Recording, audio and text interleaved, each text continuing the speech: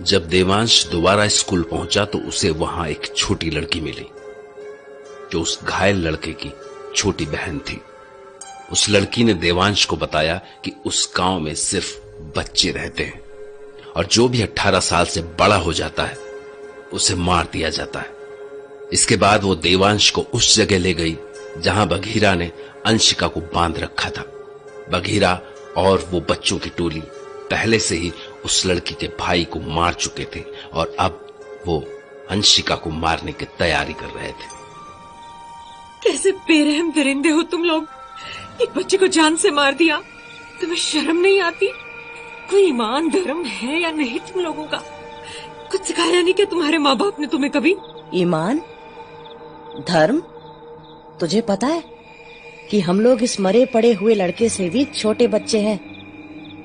कुछ पता नहीं है तुझे? तूने सोचा एक बार भी कि हम ऐसे क्यों हैं? मेरे माँ बाप के बारे में पूछा ना तूने? तो सुन, 10 साल पहले तक थे माँ बाप सबके इस गांव में, और उन बड़े लोग ने हमारे साथ क्या किया? जानवर से भी भद्दा रखा हम लोगों को। पढ़ना लिखना तो छोड़, 3 साल में घर से बाहर पत्थर तोड़ने भेज दिया।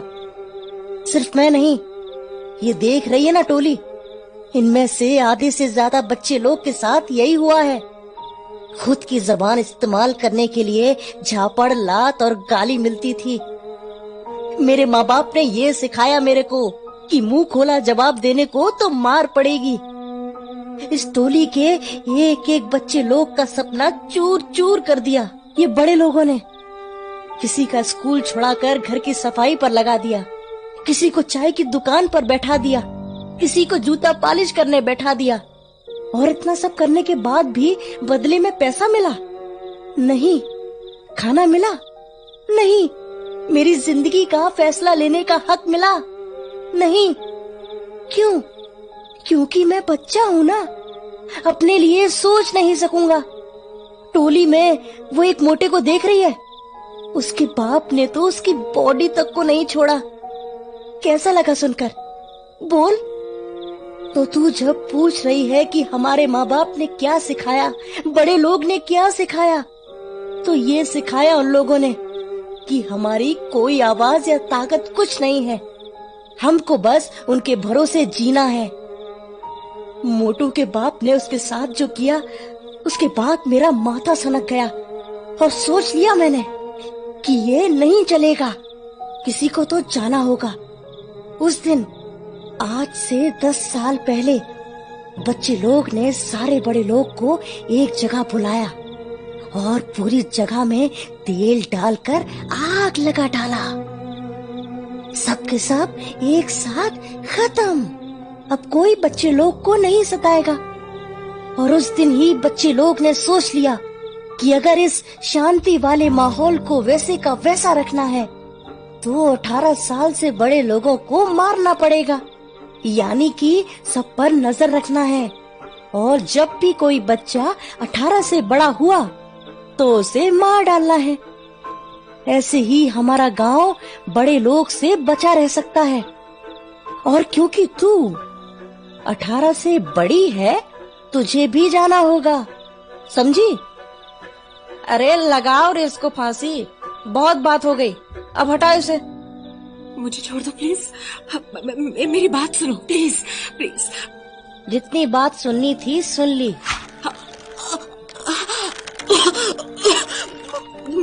मुझे मत मारो देव, देव आई एम सॉरी देव। अरे छी, ये क्या कर दिया? सब गंदा कर दिया। छी छी, हटाओ इसे कोई। क्यों की उल्टी तूने? I am pregnant. मतलब? मुझे मुझे मुझे बच्चा होने वाला है। क्या? अरे इसके गले से कोई फंदा हटाओ, इसके लिए चेयर लेकर आओ। ए छोटू, कुछ खाने का सामान ला, एकदम तुरंत। क्या? इन सब का क्या मतलब है? अरे तूने क्या खुश करने वाली बात बोली है? तू अपनी टोली का साइज बढ़ाने वाली है, तो अब तुझे नहीं मारेंगे जब तक तेरा ये बच्चा ना हो जाए। और उसके बाद? मुझे बस तेरे इस बच्चे से मतलब है। जैसे ही तेरा ये बच्चा मेरे हाथ में, तेरा काम तमाम कर देंगे। तुम सब दरिंदे हो, वहशी हो तुम। चुपचाप रह, वरना अभी जो खाना दे रहे हैं वो भी छीन लेंगे। बघीरा और उसकी टोली से कुछ ही दूरी पर उस छोटी बच्ची के साथ छिपे देवांश ने जब सुना कि बघीरा अंशिका के होने वाले बच्चे को हासिल करने के बाद अंशिका को मार देना चाहता है, तो वो पागल सा हो गया। अब उसे एक नहीं, दो जानें बचानी थी, एक अंशिका की और दूसरी उसके पेट में पल रहे बच्चे की। पर वो कुछ सोच पाता कि तभी उस छोटी बच्ची की सिसकियों ने उसका ध्यान तोड़ दिया। अक्सा, अक्सा क्या हुआ? मेरा भाई वो मर गया। बेटा, बेटा मुझे पता है कि ये बहुत मुश्किल होगा तुम्हारे लिए, पर हिम्मत रखो, प्लीज रो मत बेटा। मेरा भैया अब मेरे साथ नहीं खेल पाएगा। वो और मैं आपस में लड़ भी नहीं पाएंगे। मेरा भैया ही मेरा सब कुछ था। अब मैं क्या करूंगी, कहाँ जाऊंगी? मैं समझता हूँ बेटा। अगर वो एक बार भी मेरे पास वापस आ जाए, मैं उसे फिर कभी नहीं झगड़ूंगी, कभी नहीं। पर अब भैया मुझसे दूर चला गया, लड़ने के लिए भी वापस नहीं आ पाएगा और 1 साल में ये लोग मुझे भी मार देंगे। बेटा प्लीज ऐसे मत बोलो, चलो रोना बंद करो, मेरा विश्वास करो, हम मिलकर अंशिका और तुम्हें इस जगह से छुड़ा लेंगे। तुम्हें वो लोग नहीं मार पाएंगे, हम खेतों के बीच से निकल जाएंगे इस गांव से बहुत ही जल्द। नहीं, यहाँ से निकलना बहुत मुश्किल है। बगीरा ने हर जगह गांव के हर कोने में टोलियां बैठा रखी है। जो भी इस गांव से निकलने की कोशिश करेगा वो मरेगा ही। यानी जो भी 18 से बड़े लोग गांव के अंदर आए हैं वो बाहर नहीं जा पाए हैं। और आप भी तो 18 से बड़े हो ना, तो आपकी और आपकी पत्नी को भी मार देंगे वो लोग। ऐसा मत कहो बेटा, कोई तो रास्ता होगा, सोचने दो। अच्छा, कोई भी दुकान खुली होगी यहाँ? नहीं, वो सब 10 साल से बंद ही हैं, क्योंकि बड़े लोग हैं ही नहीं ना। या कोई कच्चा रास्ता हो या कोई गली? सब पर टोलियां टहलती रहती है हर समय, वहाँ तो तुरंत पकड़ लिया जाएगा। आते में कुछ तो देखा था, याद नहीं आ रहा। क्या देखा था आपने? अरे हाँ, याद आ गया, एक नदी थी। अजीब चीज ये थी कि उसके आसपास कपड़े पड़े हुए थे, यानी वहाँ कोई तो रहता होगा। तुम्हें कुछ पता है इसके बारे में? वहाँ तो कोई नहीं रहता जिसके। तो फिर कपड़े कैसे? वो तो बच्चे वहाँ नहाने जाते हैं नदी में, तो शायद इसलिए कपड़े पड़े होंगे। ओह, पर एक बात बताओ, तुम लोगों ने नदी से तैरकर भागने का नहीं सोचा? नदी के दूसरी तरफ तो गांव होगा, नहीं? तो किसी ने तैरकर जाने की कोशिश क्यों नहीं की? पर हम लोग कैसे? हम बच्चों को तो तैरना आता ही नहीं, तो हम तैर कर जाते भी तो कैसे? हम तो बस नहाते हैं वहाँ। अच्छा, क्या आपको तैरना आता है? देखो, तैरना तो बेटा मुझे भी नहीं आता। काश आज के दिन के लिए ही सीख लेता। अंशु कहती रहती थी चलो स्विमिंग क्लास। पर एक आइडिया है। कैसा आइडिया? आइडिया? हाँ बताता हूँ, पर उसके लिए पहले हमें कार के पास जाना होगा। वैसे मैं तो पूछना ही भूल गया, बेटा तुम्हारा नाम क्या है? अक्सा। अक्सा यानी अक्स या आत्मा, राइट? अच्छा, पता नहीं, मुझे तो किसी ने नहीं बताया ये अभी तक।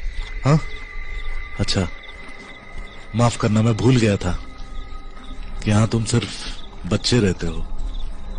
अच्छा, जब हम उस दीवार के पीछे छुपे हुए थे तब आपकी पत्नी ने उल्टी की। इसका मतलब उनके पेट के अंदर छोटू सा बच्चा है ना? हाँ, शायद। तो फिर आप तो खुश होंगे ना? मुझे तो बच्चे बहुत अच्छे लगते हैं। अंशु ने मुझे बताया क्यों नहीं कि she is pregnant? May be she is not, शायद वहां से निकलने के लिए झूठ बोल रही हो, शायद प्रेग्नेंट थी और मुझे बताना चाहती थी, पर मे बी इसलिए वो मुझे बच्चे करने के लिए कन्विंस कर रही थी और मैंने उसे इम्प्रैक्टिकल कह दिया। नॉट जस्ट दैट, हर कदम पर उसकी हर बात को काटा। खुद ऐसी कंडीशन में मैंने मुंह से इतनी कड़वी बातें सुनकर उसको कैसा लग रहा होगा, शायद इसलिए उसने मुझे कुछ भी नहीं कहा। ये क्या कर दिया मैंने, अपनी ही पत्नी, अपनी ही अंशु का मन नहीं समझ सका। मुझे क्या वो कभी माफ कर पाएगी? पहुंच गए हम, अब हम क्या करेंगे? पहले डिक्की से स्क्रू ड्राइवर निकाल लेते हैं और फिर स्क्रू ड्राइवर से क्या करेंगे? स्क्रू ड्राइवर से ये करते हैं अक्सा कि हम इस गाड़ी के पहिए निकाल लेते हैं और फिर इसके अंदर की जो ट्यूब होगी उसको इस्तेमाल करके एक ट्यूब में तुम्हें ले जाएंगे, एक में अंशु यानी मेरी पत्नी को और एक में मैं। वो ट्यूब पानी में डूबेगा नहीं? यही तो आइडिया है, ये ट्यूब पानी में तैर जाएगा और हम लोग उस पार बैठ कर जाएंगे तो हमें खुद तैरना नहीं पड़ेगा। लेकिन अगर हम गाड़ी से ट्यूब निकाल सकते हैं तो बच्चों की टोली भी तो यही करके हमारे पीछे आ सकती है नदी में। अच्छा अक्सा, गांव में कोई गाड़ियां हैं इस जैसी? इतनी बड़ी गाड़ी तो हमारे यहाँ नहीं है, पर हाँ 2-3 स्कूटर होंगे। अच्छा, हम तो एक काम कर सकते हैं, मैं यहाँ नदी किनारे सारे पहियों के ट्यूब निकाल कर खड़ा रहूंगा और तुम जाकर के उन पहिए में से हवा निकाल दो। वो स्कूटर के पहिए से हवा कैसे निकालते हैं? हवा निकालना? अच्छा एक मिनट, मैं तुम्हें दिखाता हूँ। लुक हियर, ये देखो, ये बांस है ना, इसका नुकीला हिस्सा ढूंढ लो और ठीक ऐसे पहिए में घुसाओ जैसे मैं इस एक्स्ट्रा पहिए में घुसा रहा हूँ। देखा इसकी हवा कैसे निकल गई, क्योंकि इसके अंदर का टायर फुस हो गया। अच्छा समझ गई, पर एक मिनट, आपकी पत्नी को यहाँ तक कैसे लाएंगे? बस वही थोड़ा नाजुक मामला है, पर मेरे पास उसका भी एक आइडिया है। थोड़ा मुश्किल है पर शायद काम कर जाए। पहियों की हवा निकालने के बाद तुम बिल्कुल बेहिचक वहां जाओ जहां बघीरा है और इस बार उनसे छुपना मत। अरे पर फिर मैं किस बहाने से जाऊं? देखो, अब क्योंकि उनको पता है कि अंशिका प्रेग्नेंट है, उन लोग उसको चोट नहीं पहुंचा सकते, है ना? हाँ वो तो है। तो बस तुम्हें बस इतना करना है कि अंशिका को नदी में नहाने के बहाने अपने साथ नदी तक लाना है, और क्योंकि तुम लड़की हो और उनके गांव की हो तो तुम पर शायद शक भी ना करें। मुझे पता है कि ये काम खतरे से खाली नहीं है और मैं तुम्हारी जान जोखिम में डाल रहा हूं, पर मेरे भैया को हम लोग नहीं बचा पाए, पर अगर मेरा भैया होता तो वो भी आपकी बात को मानता और मैं पूरी कोशिश करूंगी उनको बचाने की। Thank you. वो जहां भी होगा तुम्हें मिस कर रहा होगा। मुझे अब निकलना चाहिए टायर में से हवा निकालने के लिए, और देर नहीं करनी चाहिए। 1 मिनट अक्सा। हाँ? अपना ख्याल रखना, ठीक है? तुमको यहाँ से जिंदा निकलना है। देवांश ने उस बच्ची से स्कूटर के टायर से हवा निकालने के लिए बोल तो दिया था, पर उसे यकीन नहीं था कि वो बच्ची अक्सा, जो खुद अपने भाई को खो देने के बाद इतनी दुखी है, ये काम कर भी सकेगी। जबकि वो बच्ची इस हाल में भी अपने पूरे होशो हवास में थी। वो बघीरा और उसके साथियों की नजरों से बचते बचाते वहां पहुंच गई जहां वो स्कूटर हो सकता था। याद करो, आखिरी बार कहाँ देखी थी वो 2 व्हीलर्स? अरे वाह, मिल गई एक 2 व्हीलर। जैसे अंकल ने बताया था वैसे ही इस बास से दोनों पहियों की हवा निकाल देती हूँ।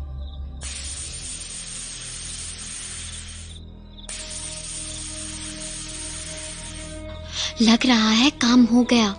अब और 2 व्हीलर्स ढूंढनी पड़ेगी। शायद एक स्कूल के आसपास हो। आखिरी बार उन्होंने भैया को वहीं से उठाया था, वहां हो सकती है। मैं सही थी, वो रही फाटक के पास दूसरी स्कूटर। मैं जल्दी से जाकर हवा निकाल देती हूँ। इससे पहले कि वो वापस आ जाए।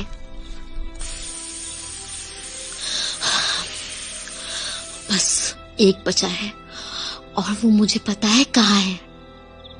टोली के अड्डे पर, जहां अंशिका आंटी को उन लोगों ने रखा हुआ है। तो ऐसा करते हैं, पहले स्कूटर से हवा निकाल देते हैं, फिर आंटी को बचाने अंदर जाते हैं। बस बगीरा उनको ले जाने दे। हाँ, ये रही स्कूटर। बस ये आखिरी है, इसे हवा देते हैं। डर लग रहा है कहीं बगीरा को पता चल गया कि आंटी को बचाने के लिए आए तो 1 साल से पहले ही मेरी जान ले लेगा। पर अगर सबको बचाना है तो जाना ही पड़ेगा। अंकल भी हमारा इंतजार कर रहे होंगे। जितना देर करेंगे उतना मुश्किल होता जाएगा। अक्सा ने आखिरी स्कूटर की हवा निकालकर बड़ी सफाई से अपना काम कर दिया। इसके बाद उसे अंशिका से मिलकर देवांश के पास पहुंचना था। पर जैसे ही वो जाने के लिए मुड़ी, अपनी पूरी टोली के साथ बघीरा उसके सामने था। अक्सा, तू क्या कर रही है इधर? वो मैंने सुना कि आपकी टोली में नया मेहमान आया है। कहाँ है? ज्यादा उछल मत मिलने को उससे। तुझे वैसे भी 1 ही और साल रहना है इधर। हाँ, फिर भी है कहाँ वो? नया मेहमान अभी पैदा नहीं हुआ है। ये औरत देख रही है, इसके पेट में है अभी। तो अभी इसका पूरा ख्याल रखना है हम सबको, समझी? ओह, अच्छा अच्छा। आप कैसी हैं? आपको कोई परेशानी तो नहीं है? मुझसे बात करने की कोई जरूरत नहीं है।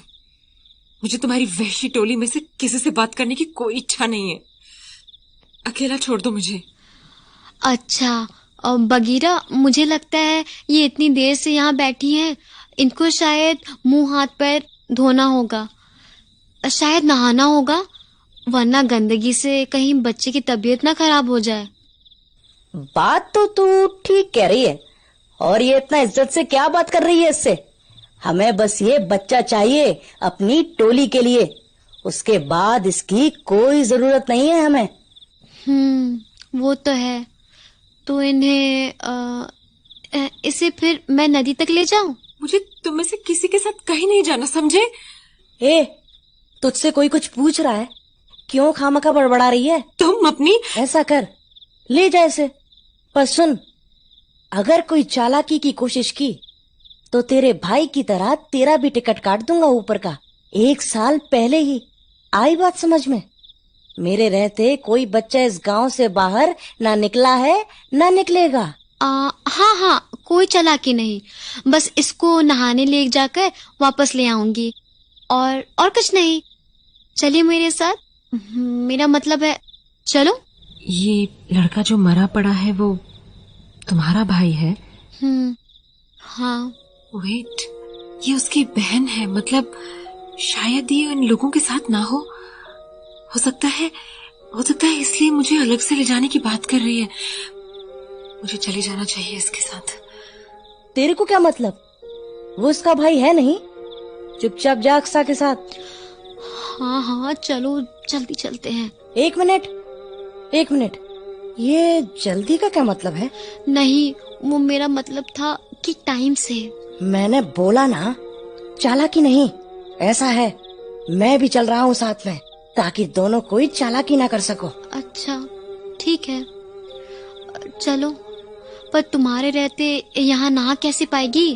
अरे मैं थोड़ा दूर खड़ा रहूंगा, पर चल तो मैं रहा हूँ साथ में। बात खत्म। तुम उसी की बहन हो जो हमारी गाड़ी के सामने आया था? हाँ आंटी, वो मेरा ही भाई है। था। आई एम सॉरी, पर उसको बचाने के चक्कर में मैं और मेरे पति इस गांव में और तुम्हारे इस बगीरा के चंगुल में फंस गए। ना हम रुकते ना हमारे साथ ये सब होता। तुम्हारे इस अजीबोगरीब गांव में रुकने के कारण ना मेरी जान पर बनाई है और अपने पति से भी दूर हो गई हूँ। पता नहीं इस समय वो कहाँ है, वो ठीक भी है कि नहीं। आंटी, आपकी बात ठीक है, पर इस समय ये सोचने का टाइम नहीं है। वो क्यों? मैं आपको वाकई नदी में नहलाने थोड़ी ले जा रही हूँ। हाँ? क्या क्या मतलब? आपके पति ने आपको बचाने के लिए मुझे भेजा है। वो नदी के पास हमारा इंतजार कर रहे हैं। हम तीनों के गांव से निकलने का इंतजाम हो गया है। अब बस हमें जल्द से जल्द वहां पहुंचना है। क्या देवांश ने तुम्हें भेजा है? पर तुम लोग कैसे मिले? गांव से भागने का क्या कोई तरीका है? और इन लोगों ने पीछा किया तो हम क्या करेंगे? आंटी, इन सब चीजों के लिए तरीका निकाल लिया है। आराम से बताते हैं। पहले हम नदी किनारे पहुंचे बस। तुम लोग क्या खुसर पुसर कर रहे हो? कुछ नहीं, मैं बस तबीयत का हालचाल ले रही थी। बहुत हो गई बातें। ये आ गई। मैं यहाँ 10 कदम दूर खड़ा हूँ। जाकर जल्दी ना करा। अरे तू कहाँ से आया? उस वक्त स्कूल के बाहर बहुत अकड़ दिखा रहा था ना तू। अब बताता हूँ तुझे। साला अपने आप को नेता समझ रहा था, बेहोश हो गया ये। इससे पहले कि इसको होश आए, अंशिका, अक्सा, तुरंत ट्यूब पर बैठो और निकलना शुरू करो। पर तुम्हारी गाड़ी, उसका क्या? उसको बचाने का टाइम नहीं है। निकलो निकलो, मैं भी आ रहा हूँ। कहाँ भाग रहे हो तुम लोग? अरे सुनो बच्चे लोग, जल्दी अपना स्कूटर लेके आओ और तुरंत पहिए निकालो। अरे बगीरा, ये तो स्कूटर के पहिए से हवा निकल गई है। बगीरा, अब तू मुझे नहीं मार सकता। मैं यहाँ से हमेशा के लिए जा रही हूँ। अक्सा, मुझे पता है कि ये सब तूने किया है। तुझे तो मैं नहीं छोड़ूंगा, जितना भाग ले तू। इस बार तो तुम सब लोग बच गए। अगर मुड़कर कभी इस गांव में आए ना, तो मैं तुम सब का जो हाल करूंगा ना।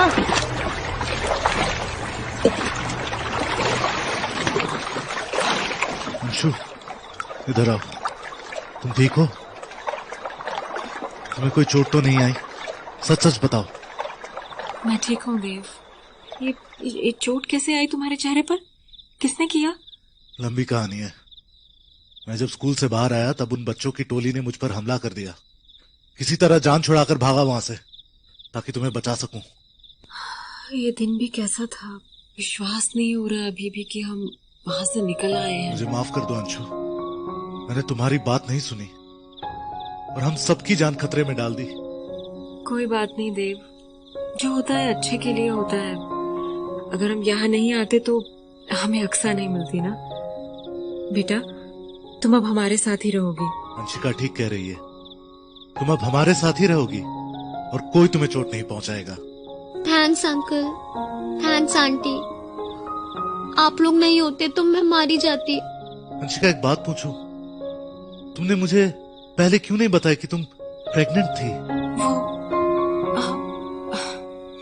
मैं नहीं चाहती थी कि तुम प्रेगनेंसी की बात सुनकर मजबूर हो जाओ, इसलिए मैं पहले तुम्हें कन्विंस करने की कोशिश कर रही थी, ताकि बच्चा होने के बाद तुम्हें वो मजबूरी ना लगे।